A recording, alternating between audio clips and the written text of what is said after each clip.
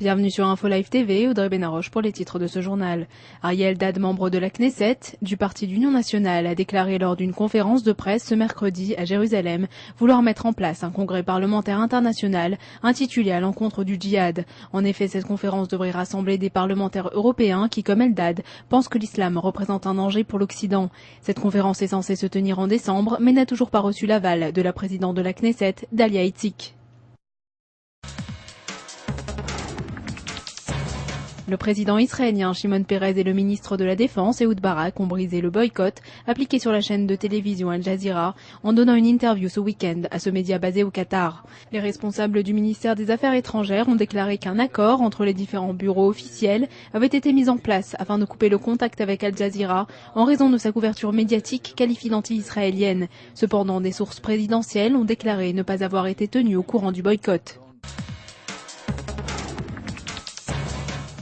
Selon Sandra Kouliuk, l'assistante sociale qui est responsable de l'affaire du meurtre de Michael, âgé de 4 ans, Regina Kurchov était une mère dévouée qui n'a montré aucun signe de détresse particulier avant de commettre son crime.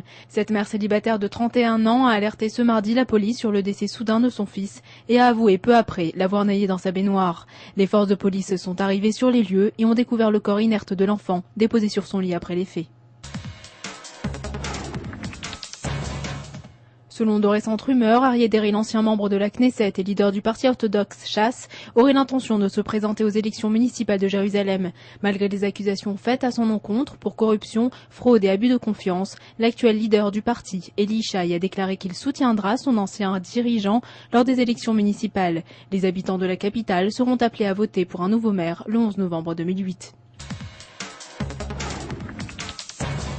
La voiture blindée du Premier ministre pakistanais Youssouf Raza Gilani a essuyé ce mercredi des tirs dans la banlieue d'Islamabad, mais celui-ci n'était pas à son bord, a-t-on appris de sources officielles. Le porte-parole du chef du gouvernement, qui avait assuré dans un premier temps que ce dernier était dans sa voiture au moment de l'attaque, a dénoncé une tentative d'assassinat.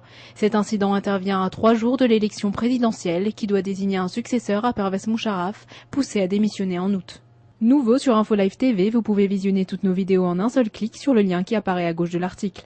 C'est la fin de ce journal, merci de l'avoir suivi sur Info Live TV, la première télévision israélienne sur Internet qui émet en 4 langues depuis Jérusalem.